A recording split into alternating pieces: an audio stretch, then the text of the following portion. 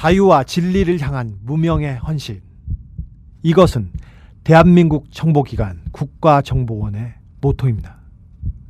지난 2012년 댓글 테러 등 노골적 정치 개입 사실을 떠올리면 이 모토가 무색하다 못해 민망하게 느껴집니다. 영국의 정보기관 MI5가 있습니다. 이 기관은 2009년 설립 100도를 맞아 색다른 작업을 하나 했습니다. 자신들이 보관하고 있던 모든 자료와 문서를 외부 학자에게 열람시켜서 역사책을 쓰도록 한 것입니다. 그 역사책에 대한 평가는 분분하지만 비밀 자료를 과감히 외부에 개방한 용기만은 높이 평가받을 만합니다. 조직의 기득권 유지 또 존립을 위해서 악취나는 과거를 은폐하기 급급한 우리의 정보기관과 참 다릅니다. 오늘은 한국의 정보기관 국가정보원과 그 전신인 중앙정보를 들여다보려고 합니다. 차이점이 많을까요? 유사점이 많을까요?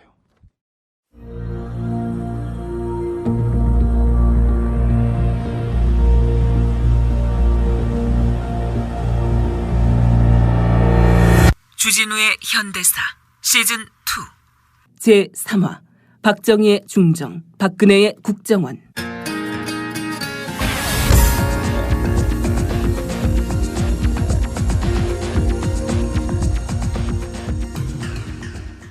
미디어 협동조합 국민TV 뉴스K 앵커 노종면입니다.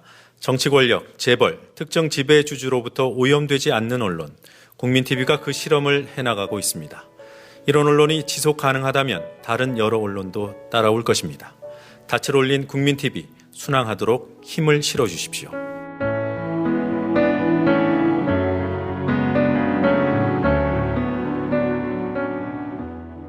월 11,000원의 조합비 납입. 조합원 여러분의 많은 동참을 바랍니다.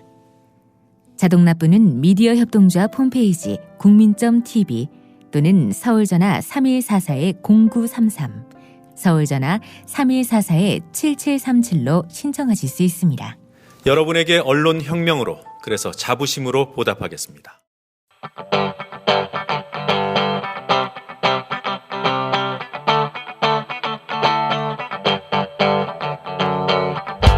오늘도 소설 한 편을 소개합니다. 1966년 창작과 비평 창관어에 실린 이효철의 고여있는 바닥 어느 이발소에서입니다. 여기는 동네 이발소. 30 남짓 돼 보이는 사내가 들어오면서 단박에 이발소의 평온은 깨진다. 사내는 희종 고압적인 언동으로 이발사와 손님들을 불편케 한다. 어서 오십시오. 얼마나 빨리 돼요? 몇 분에 될 수 있어? 아이고, 이 양반 급하기도 참. 이 양반? 이거 어디다 대고 반말이야? 말 조심해. 앞머리 짧게 자를까요? 그러니까 한 3부 정도로. 3부? 아니 3부면 상구머리 아니야? 누가 3부로 하래? 누굴 국민학교 아동으로 알아? 이거 이 양반들이 정말 정신이 있는 사람들이야 이거? 예, 알겠습니다. 도대체 뭘 하는데? 이거 틀려먹었어? 지금이 어느 때인데 말이야. 모두 힘을 가지고 말라주고 동태 눈깔을 해가지고 이거 도대체가. 정보기관이 셌으니 정보기관원의 위세도 하늘을 찔렀다. 나는 새도 떨어뜨린다 할 만큼 기세등등하다는 말은 이때 나왔다. 박정희 정권은 국가정보기관을 정권 유지의 선봉대로 활용해 장기 집권에 성공할 수 있었다. 박정희가 치른 3번의 대선과 유신 독재 개헌은 중앙정보부의 작품이라 해도 과언이 아니다. 이왕에 거론되고 있고 또한 여야 정치인들의 논쟁의 초점이 되고 있는 개헌 문제를 통해서 나와 이 정부의 신임을 국민에게 물어보아야 하겠다는 결심 아래 국민투표에서 부결될 때에는 나와 이 정부는 야당이 주장하듯이 국민으로부터 불신을 받고 있는 것으로 간주하고 나와 이 정부는 즉각 물러선다. 정부는 중립을 지켜 공정한 국민투표의 관리를 할 것이다.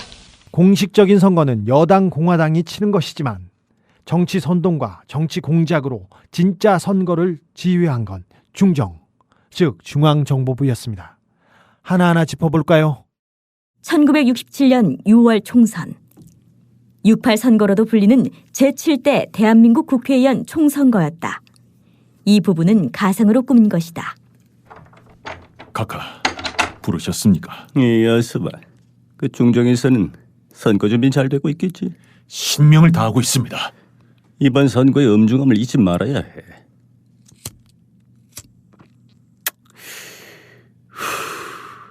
이 나라 헌법이 잘못됐어. 어떻게 2번만 대통령하다 그만두라 할 수 있느냐 이 말이야. 북괴가 지금 호시탐탐 노리고 있는 형국인데 어째 우리는 8년마다 한 번 대통령을 바꾸도록 못 바꾸고 있는지.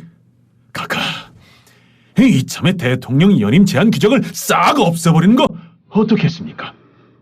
일단 그 3선 개헌이 된 다음 그 다음에 생각할 일이.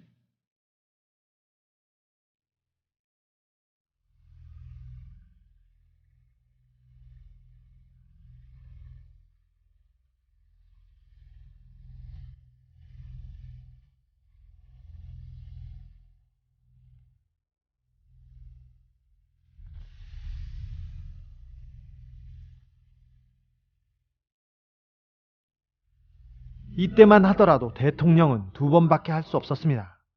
박정희는 3번도 할 수 있도록 3선 개헌을 시도합니다. 그러기 위해서는 야당을 곤경에 빠뜨려야 합니다.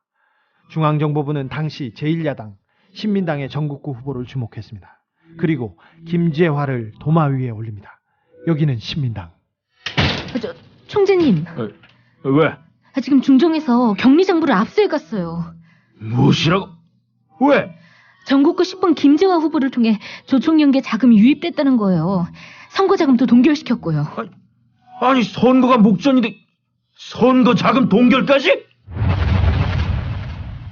그 시간에 공화당은 흥청망청 돈을 뿌리고 다녔다. 하다못해 농협조합장에서 영림서장, 즉 오늘의 지방산림관리청장에 이르기까지 온갖 관권의 총동원령이 내렸다. 이 선거에서 밀가루에 이어 보리쌀이 공짜로 뿌려졌고 여당을 집을 헐지 않겠다는 은밀한 공약이 판을 쳤다.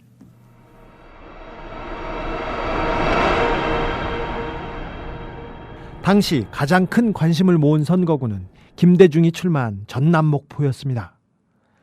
박정희는 김대중을 두려워했습니다. 중앙정보부와 내무부에 이런 지시가 내려집니다. 그 여당 국회의원 10명이든 20명이든 낙선시켜도 상관없어. 그 반드시 김대중만은 당선이 안 되도록 해. 박정희는 육군 소장 출신 후 재신부 장관을 지낸 김병삼을 목포에 출마시킵니다. 본인은 자기 다리에 총을 쏘면서까지 어떻게든 피하려고 했지만 박정희의 뜻을 거스를 수는 없었습니다. 박정희는 선거 기간 동안 2번이나 목포를 방문했습니다.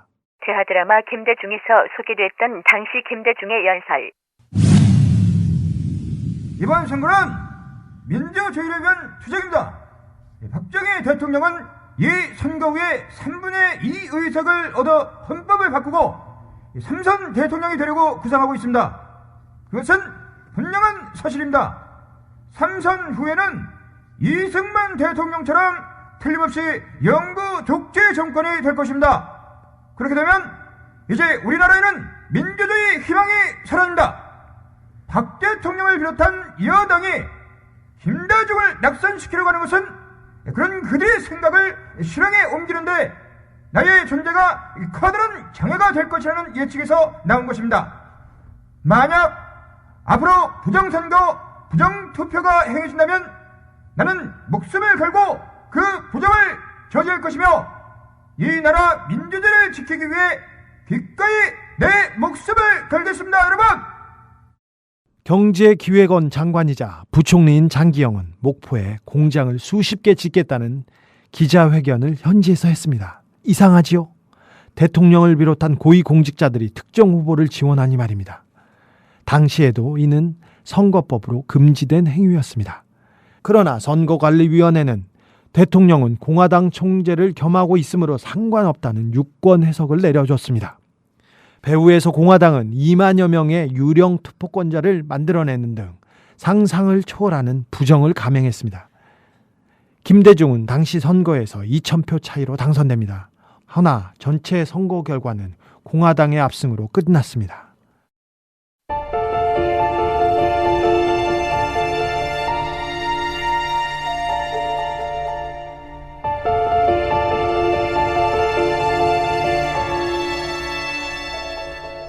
선거 과정뿐만 아니라 투개표 과정에서도 전국적으로 엄청난 부정이 자행됐다.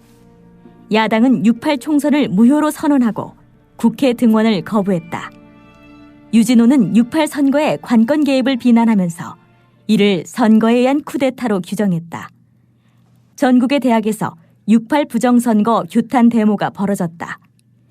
사태가 심상치 않게 돌아가자 지난 6.8 선거에서 문제가 된 전라남도 보성을 비롯한 군산, 화성, 평택, 영천, 대전지구 등 6개 부정선거지구에 대한 수사 전모를 밝히는 자리에서 심직수 검찰총장은 국회의원 후보자 2사람과 보성경찰서장 등을 포함해서 모두 23명을 구속했다고 말했습니다.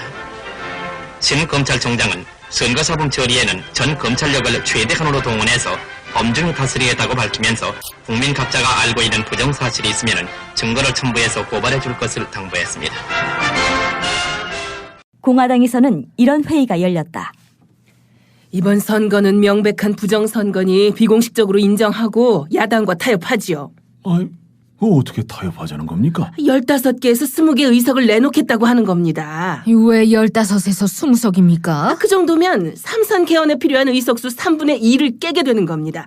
따라서 3선 개헌 따위는 하지 않겠다고 국민에게 진정성을 보여주는 거지요. 그러나 이 같은 여당의 타협적 자세는 야당의 거부로 물거품이 된다. 중앙정보부가 가만히 있었을까? 아니다. 총선 한 달 뒤 대규모 간첩 사건을 터뜨린다. 이른바 동백님 사건. 대학 교수, 학생 등 주로 지성인들이 국제 간첩단을 조직하고 지하에서 암약해온 어마어마한 사건이 세간에 알려져 우리들에게 큰 충격을 주고 있습니다. 김영욱 중앙정보부장의 기자회견에서 밝혀진 것을 보면은 북한 괴뢰는 동베를린에 본부를 두고 대남 적화 공작을 벌여왔는데 독일이나 핀란드 등지에서 공부하는 우리 유학생과 그곳에 가서 사는 사람들을 평양으로 유인해서 세뇌 공작을 마친 다음 이들을 다시 우리나라에 귀국시켜 대한민국의 전복을 기도했다고 합니다. 이번 사건에 관련된 자는 무려 200여 명이나 되는데 이들은 북한 괴뢰로부터 공작금을 받아 간첩 행위를 비롯해서 학생들을 선동하고 불온 사상의 유포와 민심의 소란을 꾀해왔습니다. 이런 끔찍한 사건이 우리 주변에서 일어났다는 것을 똑바로 주시해서 사회 질서를 바로잡고 일부 몰지각한 사람들의 망동을 경계해야 되겠습니다. 피해자인 박노수 씨 이야기다. 동백님의 왜? 그러니까 동독 베를린에 왜 갔나? 그게 무슨 문제라도 된다는 겁니까? 새끼가 케임브리지 대학 교수고 현역 공화당 의원의 친구라고 해서 너의 간첩 혐의가 지워지진 않아. 어? 영장도 없이 연행하고 또 일주일 동안 감금하고 잠 안 재우고 또 때리고 이렇게 한다고 해서 간첩 아닌 사람이 간첩이 될 리 없습니다. 아니 이런 새끼가 이거 아이고 부장님. 아이고. 네가 박노순이야? 나 중정부장이야. 김영우. 이름 들어봤지? 살고 싶으면 간첩이라고 자백해. 이 빨갱이 새끼야.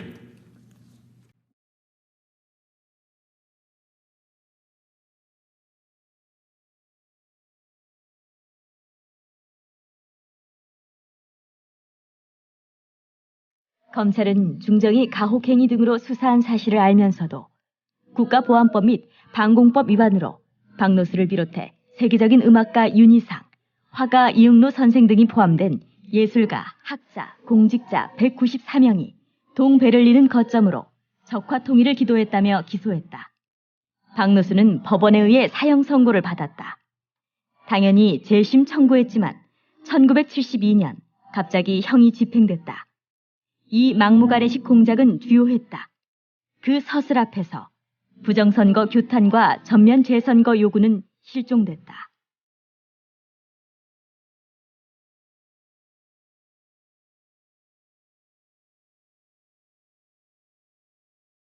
(6.8) 부정선거 논란을 동백님 사건으로 물타기했습니다.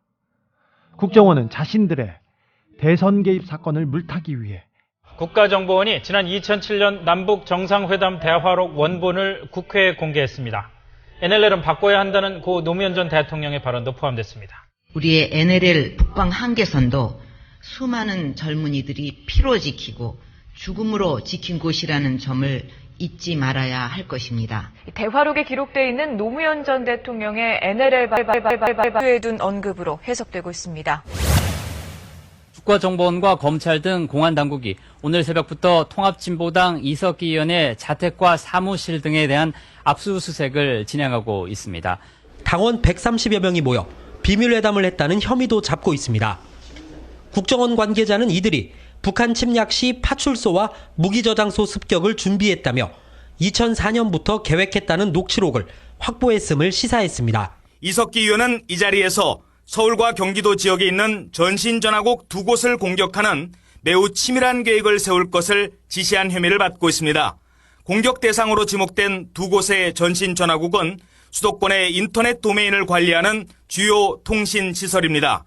이석기 의원은 또 한 자루의 권총으로 무장한다는 각오로 모두가 임해야 한다며 조직원들을 독려한 혐의도 받고 있습니다. 그러나 훗날 드러난 진실은 무엇인가? 새누리당 윤상현 원내수석 부대표가 노무현 전 대통령은 북방 한계선 NLL을 포기한 것은 아니라고 본다고 말했습니다. 윤 수석 부대표는 국회에서 이임 기자회견을 열어 정상회담 당시 김정일 위원장이 4번이나 포기라는 단어를 쓰며 유도했지만 노 전 대통령은 한 번도 포기라는 말을 쓰지 않았다며 이같이 말했습니다.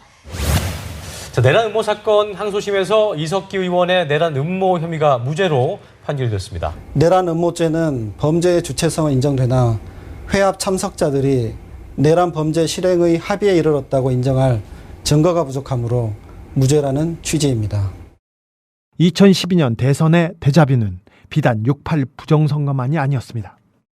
경상도 대통령을 뽑지 않으면 우리 영남이는 개밥의 도토리 신세가 됩니다.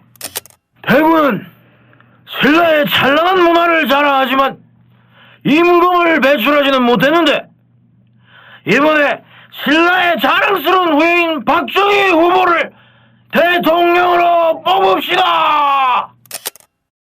1963년 대통령 선거 때 말입니다. 지역감정 자극이야말로 선거의 특효약이라고 판단한 중정은 호남 출신 김대중이 야당 대통령 후보로 나선 1971년 제7대 대선에서 박정희를 신라 대통령으로 선전했습니다. 선거 3일 전에는 호남 사람이 영남 물품에 대해 불매운동을 한다는 흑색 소문을 퍼뜨립니다. 공화당의 박정희 대통령 후보는 총 투표수 1233만 7278표 가운데 634만 2828표를 얻어 제7대 대통령에 당선됐습니다.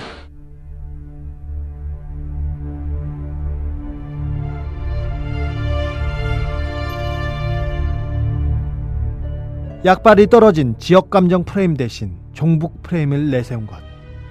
헛소문이 입에서 입으로 구전되는 대신 카카오톡, 트위터 등으로 진화한 것.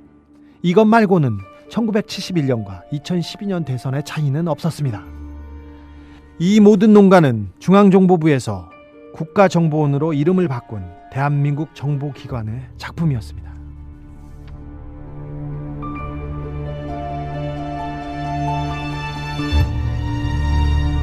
박정희 대통령은 1972년 10월 17일 저녁 7시를 기해 민족의 살기를 찾기 위한 특별선언을 발표하고 우리의 모든 제지에 유신적인 일대 개혁을 시작했습니다. 박정희 대통령은 이번 특별선언에서 첫째, 1972년 10월 17일 오후 7시를 기해 국회를 해산하고 정당과 정치활동의 중지 등 헌법 1부조 항의 효력을 정지시키고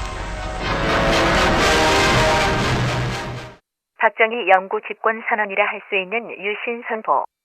그 1년 전 마지막 대통령 선거 당시 김대중 후보와 박정희 후보의 연설.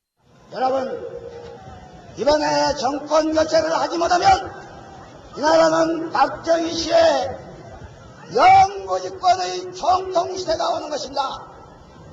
나는 공화당이 그런 계획을 했다는 사실과 이번에 박정희 씨가 승리하면 앞으로는 선거도 없는 영구집권의 총통시대가 온다는 데에 대한 확고한 증거를 나는 가지고 있습니다.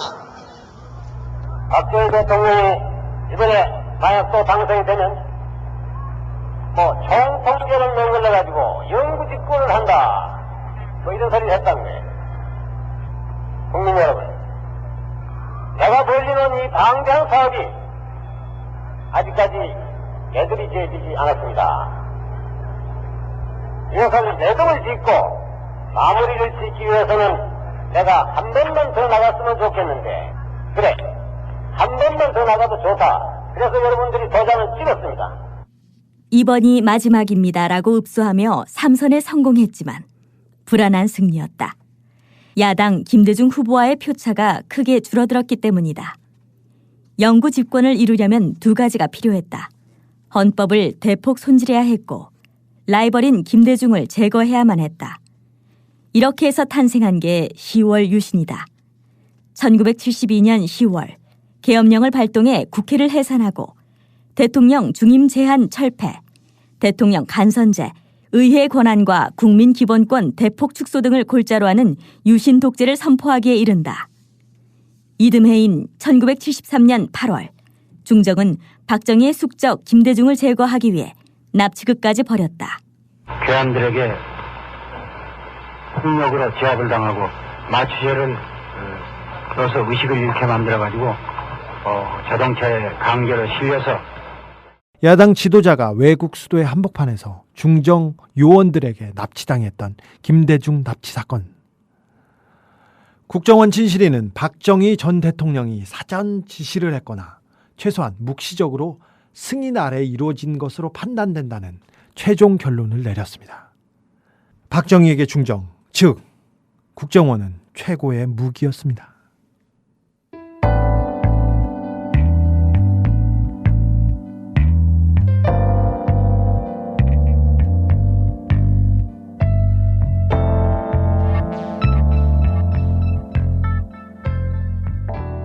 (1989년 5월) 박근혜 유경재단 이사장이 MBC 시사토론에 나와 한 발언이다. 5.16이 말하자면 그 구국의 혁명이었다. 네. 저는 그렇게 믿고 있는데 특히 그 유신과 그 자주국방은 뛸래야 뛸 수가 없어요. 왜냐하면 자주국방과 자립경제를 그 기간 안에 이루기 위해서 아버지가 유신을 하신 것이기 때문에 그동안 매도당하고 있던 유신 5.16 거기에 대해서 나는 이런 소신을 갖고 참여했다. 근데 그게 뭐가 잘못됐느냐? 딱딱 그거를 정말 그 국가와 민족을 위해서 일했던 사람이라면 그거를 얘기할 수 있어야 돼요. 어떤 비난을 당장은 받는다 하더라도 그래서 그거를 잘 몰랐던 사람들한테 이해시킬 수 있어야 되고 설득시킬 수 있어야 되고 그런 게 정치지요. 곽병찬 한겨레 대기자가 쓴 글입니다. 아버지의 공포정치와 장기 집권이 중앙정보부 때문에 가능했지만 몰락을 재촉하고 종결제 고시를 한 것도 중정입니다. 그런 국정원이 설치는 한 귀태 논란은 피할 수 없습니다. 게다가 대선 공작이란 원죄까지 있으니 더욱 그렇습니다. 국민과 이 정부를 위해서도 국정원 논란을 속히 종식시키기 바랍니다. 귀태를 추구해온 국정원장부터 경질해야 합니다. 박근혜 대통령은 오늘 수석비서관 회의를 주재하면서 대통령 선거가 끝난 지 6개월이 지났는데도 국정원 댓글과 NLL 관련 의혹으로 여전히 혼란과 반목이 거듭되고 있어 유감이라고 말했습니다. 대북 정보 기능 강화와 사이버 테러 등에 대응하고 경제 안보를 지키는 데 전념하도록 국정원 개혁에 박차를 가하고 개혁안을 스스로 마련해 주기를 바랍니다. 그러나 국정원은 바뀌지 않았습니다. 서울시 공무원 출신 유우성 씨가 간첩이라는 증거로 법원에 제출된 문서가 조작됐으며 국정원 대공수사팀장과 팀원들의 기획작품으로 드러났습니다. 각종 증거 위조 범행에 국정원 대공수사국 처장, 과장 등 수사 담당자와 국정원에서 파견한 주선양 총영사관 영사가 관여된 사실이 확인되었고 국정원의 잘못된 관행과 철저하지 못한 관리 체계의 허점이 드러나서 국민들께 심려를 끼쳐드리게 되어 송구스럽게 생각합니다. 국정원 개혁 약속이 이렇게 거짓말이 된다면 국정원은 다음에도 또 다음에도 민주헌정을, 법치주의를 농단할 것입니다. 그리고 정보기관의 총뿌리는 권력을 향할 것입니다. 중정부장 김재규가 그랬듯이 말입니다. 반성 없는 역사는 반복을 부릅니다.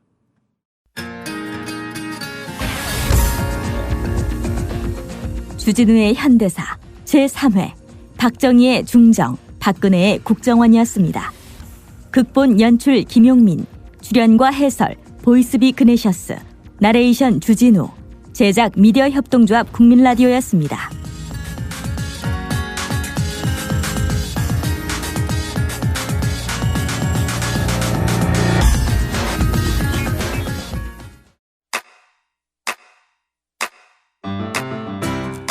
국민라디오 지지하는 4가지 방법 아시나요? 다운로드하기, 별점 주기, 댓글 달기, 구독하기. 국민라디오를 보다 많은 이들에게 전할 수 있는 가장 손쉬운 방법. 다운로드하기, 별점 주기, 댓글 달기, 구독하기. 잊지 마세요. 다운로드하기, 별점 주기, 댓글 달기, 구독하기.